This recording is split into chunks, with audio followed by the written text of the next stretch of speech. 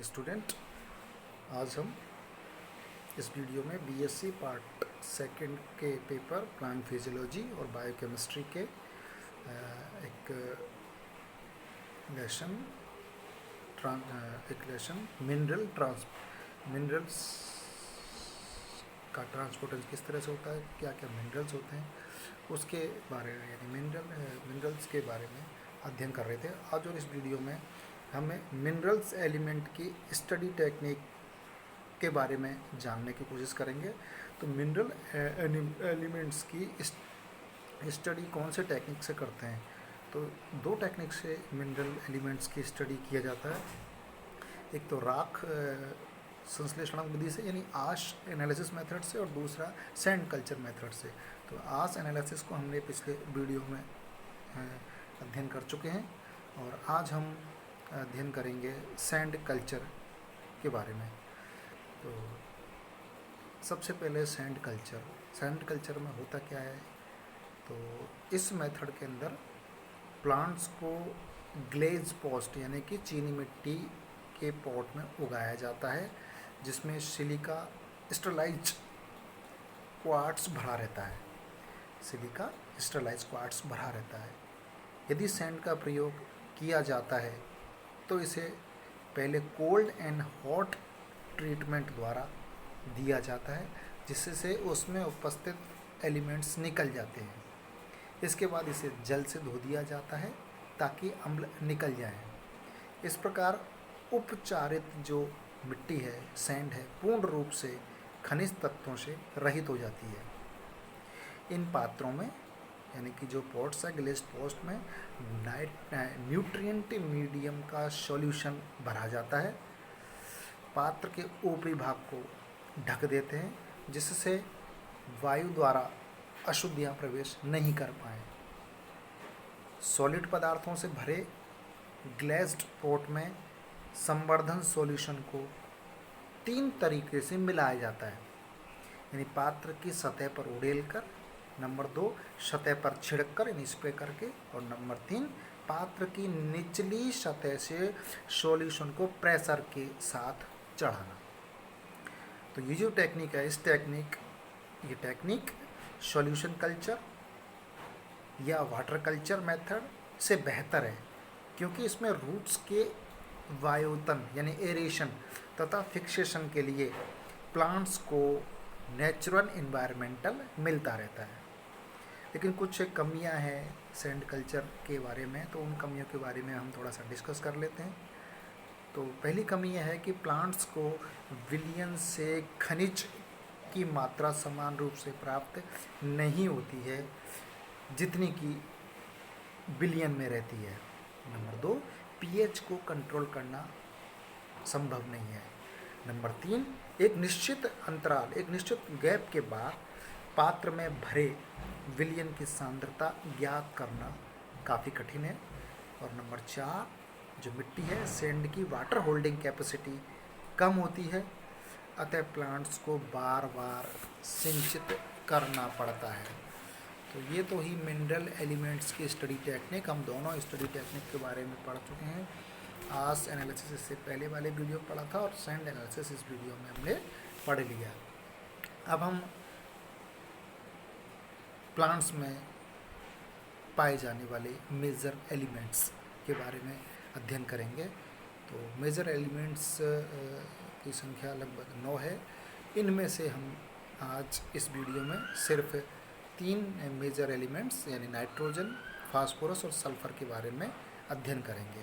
तो पहला है नाइट्रोजन, यानी मिट्टी में, सॉइल में नाइट्रोजन सामान्यतया मुख्यतया नाइट्रेट के रूप में मिलता है, जबकि कई प्लांट्स में Na2- या अथवा अमोनिया MnNH4+ व कुछ बैक्टीरिया एटमॉस्फेयर में नाइट्रोजन को उपयुक्त रूप में प्लांट्स को प्रदान करते हैं। इसके कार्य क्या क्या है, हम इसके कार्य के बारे में जानें कि फंक्शन क्या है। तो नाइट्रोजन विभिन्न protein, amino acids, nucleic acids, enzymes व क्लोरोफिल इत्यादि का मुख्य घटक होता है। ये इसके फंक्शन हो गए। डेफिशिएंसी यानी कि अगर नाइट्रोजन की कमी हो जाए तो क्या क्या सिम्टम्स दिखाई देंगे। सबसे पहला सिम्टम्स, ये क्लोरोफिल का मुख्य घटक है, अतः नाइट्रोजन के अभाव में प्लांट्स की लीव्स हरी नहीं होंगी। इस प्रभाव को यानी प्लांट्स के लीव का हरापन चला जाना, इस प्रभाव को क्लोरोसिस कहा जाता है। नंबर 2, कई बार टमाटो यानी कि टमाटर व एप्पल की लीव्स नाइट्रोजन की कमी से चितकबरी हो जाती हैं। नंबर 3, फ्लोवरिंग यानी नाइट्रोजन की कमी से फ्लोवरिंग देरी से होता है या होता ही नहीं है। नंबर 4, नाइट्रोजन की कमी से फल व बीज छोटे रह जाते हैं। नंबर 5, नाइट्रोजन की कमी से प्लांट्स बौने रह जाते हैं, लीव्स पतली पीली पड़ जाती हैं। और नंबर 6, नाइट्रोजन की कमी से सीड नॉन वायबल बन जाते हैं। तो ये हो गए नाइट्रोजन के कार्य और नाइट्रोजन की कमी से होने वाले characters. Number 2, phosphorus major elements है फास्फोरस। तो फास्फोरस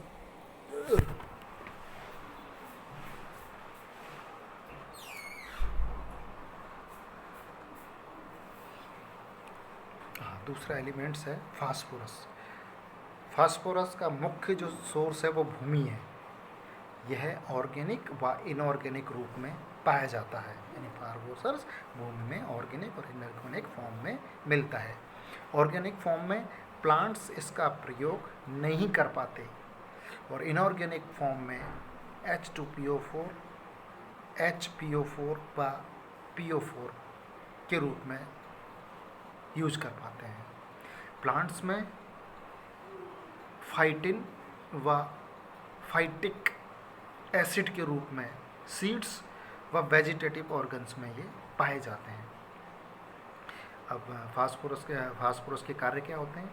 पहला मुख्य कार्य कि फास्फोरस कार्बोहाइड्रेट के ट्रांसपोर्ट के लिए लाभदायक होता है, यानी फास्फोरस कार्बोहाइड्रेट के ट्रांसपोर्टेशन के लिए हेल्पफुल होता है। नंबर 2, कई बायोकेमिकल्स जैसे कि न्यूक्लिक एसिड, NAD व ATP एवं ADP का मेन कंपोनेंट फास्फोरस ही होता है। फास्फोरस की कमी से कौन कौन से रोग हो जाएंगे, क्या क्या पौधे पर प्रभाव पड़ेगा, इसके बारे में हम जानते हैं।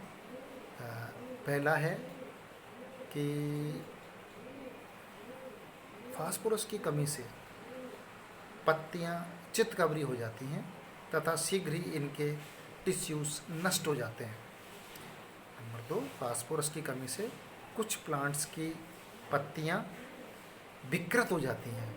नंबर 3, कुछ प्लांट्स में फास्फोरस की कमी से कैम्बियम की एक्टिविटी कम हो जाती है।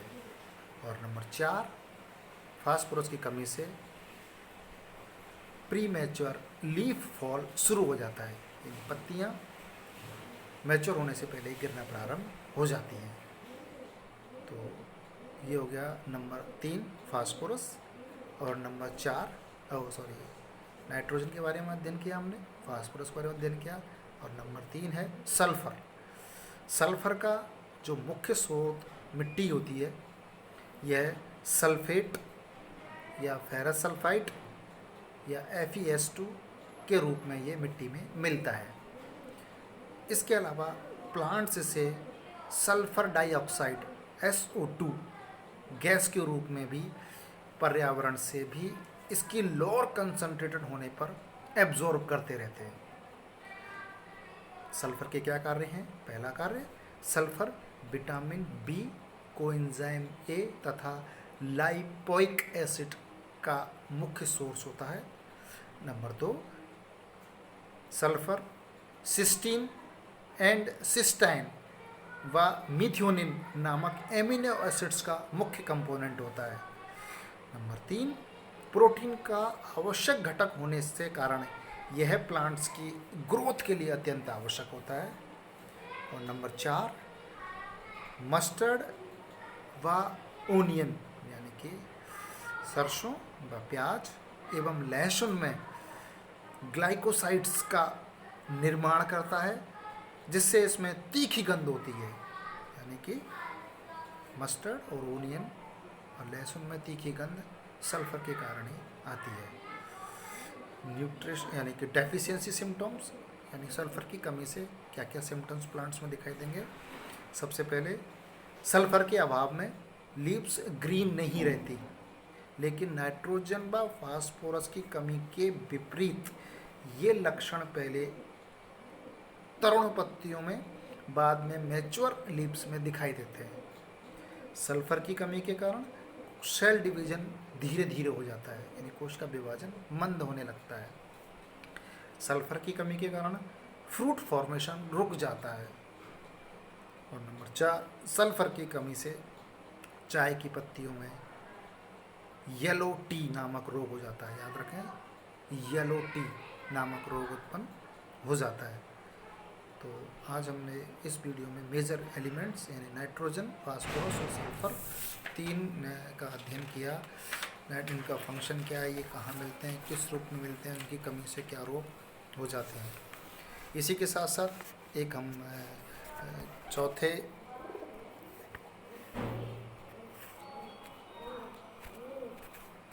चौथे मेजर एलिमेंट्स जो कि कैल्शियम है, इसके बारे में भी अध्ययन करते हैं। कैल्शियम मुख्य रूप से भूमि से कैल्शियम ऑक्साइड के रूप में प्लांट्स को प्राप्त होता है। यह भूमि में कैल्शियम कार्बोनेट और कैल्शियम कैपेटाइट व डोलोमाइट के रूप में मिट्टी में मिलता है। मिट्टी में इसकी कभी कमी नहीं होती, और यदि कमी हो भी जाती है तो चूना मिलाकर इसकी आपूर्ति की जा सकती है।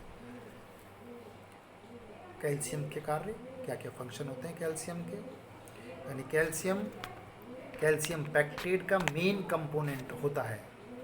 नंबर 2, यानी जो कैल्शियम का मेन कंपोनेंट है कैल्शियम पैक्टेट का, जो कि सेल वॉल की मिडिल लेमिला को बनाता है। यह कई एंजाइम्स जैसे काइनेज व फास्फोहेलोलाइपेज में एक्टिवेशन का कार्य भी करता है। कैल्शियम क्रोमोसोम में गुणसूत्र में प्रोटीन तथा न्यूक्लिक एसिड को जोड़ने में भी सहायक होता है, अन्यथा जो क्रोमोसोम में ब्रिटल यानी भंगुर हो जाते हैं। कैल्शियम की कमी से होने वाले रोग, कैल्शियम की कमी से मेरिस्टेमेटिक जोन विघटित हो जाते हैं। नंबर 2, कैल्शियम की कमी से तने व रूट्स के अग्रभाग प्रभावित होते हैं, इनकी अग्रवृद्धि रुक जाती है। Number 3, calcium young leaves, calcium की कमी से यंग लीव में कर्लिंग यानी कि ऐंठन प्रारंभ हो जाती है, और कभी कभी पत्तियां सरफेस से चितकबरी हो जाती हैं। नंबर 4, कैल्शियम की कमी से फ्लावरिंग व फ्रूटिंग अवरुद्ध हो जाता है। ये था चौथा पार्ट। अब हम जानकारी लेते हैं कि 5वें कैल्शियम हुआ, उसके बाद हम लेते हैं नंबर 5। नंबर 5 है पोटेशियम यानी के। पोटेशियम मिट्टी में पर्याप्त मात्रा में होता है, लेकिन फिर भी प्लांट्स व अल्प मात्रा में प्राप्त होता है, क्योंकि यह बायोटाइट, म्यूकोसाइट व इलियोडाइट के रूप में पाया जाता है, जो कि एविनीय नॉन एक्सचेंजेबल होते हैं। इनका विघटन होने पर भी ये प्लांट्स को प्राप्त होता है। प्लांट्स इसे पोटेशियम आयंस के रूप में प्राप्त करते हैं। पोटेशियम के फंक्शन, पोटेशियम विभिन्न एंजाइम की एक्टिविटी के लिए आवश्यक है, जैसे ग्लाइकोलाइसिस में, क्रेब्स चक्र में, ऑक्सीडेशन में, फॉस्फोराइलेशन में व फोटोफॉस्फोराइलेशन में, न्यूक्लिक एसिड के सिंथेसिस में, इन सभी कार्यों में पोटेशियम का होना अत्यंत आवश्यक है। पोटेशियम की कमी से होने वाले रोग, पहला रोग है पोटेशियम की कमी से पत्तियां वेरिएगेटेड हो जाती हैं। पोटेशियम की कमी से प्लांट्स बौने रह जाते हैं, इनकी एपिकल बड मर जाती है। पोटेशियम की कमी से पोटेशियम फ्रक्टोकाइनेज व पीईपी का एक्टिवेटर होता है। यह ऑर्गेनिक एसिड के मेटाबॉलिज्म से संबंधित होता है। जिन प्लांट में पोटेशियम कम होता है उनमें मैलिक एसिड की मात्रा अधिक होती है तथा पोटेशियम की मात्रा अधिक होने पर मैलिक एसिड कम बनता है। पोटेशियम की कमी से स्टेम की ग्रोथ रुक जाती है तथा प्लांट चक्राकार हो जाता है। नंबर 5, पोटेशियम की कमी से अन्य एलिमेंट्स के आयंस काफ़ी कम मात्रा में बढ़ जाते हैं और जो प्लांट्स को टॉक्सिसिटी का कार्य करते हैं।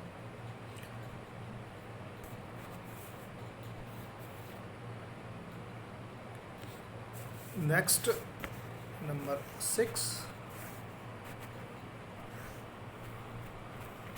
मैग्नीशियम। यह एलिमेंट्स भी मिट्टी में MgCO3 के रूप में मिलता है। प्लांट्स मैग्नीशियम आयंस के रूप में इसे प्राप्त करते हैं। मैग्नीशियम का मुख्य कार्य क्लोरोफिल का मेन कंपोनेंट होता है, अतः फोटोसिंथेसिस व कार्बोहाइड्रेट मेटाबॉलिज्म का मुख्य एलिमेंट्स है। दूसरा इसका कार्य मैग्नीशियम DNA व RNA बनाने वाले एंजाइम में एक्टिवेटर का कार्य करता है। नंबर 3, मैग्नीशियम प्रोटीन सिंथेसिस में भी आवश्यक होता है। मैग्नीशियम की कमी से होने वाले रोग, मैग्नीशियम पत्तियों जिनमें मैग्नीशियम कमी होगी तो पत्तियाँ ग्रीन नहीं रह पाती हैं। नंबर 2, क्लोरोसिस होने के कारण एंथोसाइनिन पिगमेंट की अधिकता हो जाती है। मैग्नीशियम की कमी से पत्तियों में जगह जगह टिश्यूज नष्ट हो जाते हैं।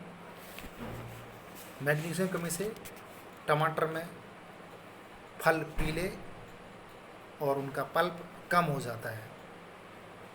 तो आज हमने इन 6 मैक्रो न्यूट्रिएंट्स के बारे में, मेजर एलिमेंट्स के बारे में जाना। आशा करता हूँ कि आपको समझ में आया होगा। अगले वीडियो में हम माइक्रो न्यूट्रिएंट्स और अन्य चीज़ों के बारे में अध्ययन करेंगे। धन्यवाद।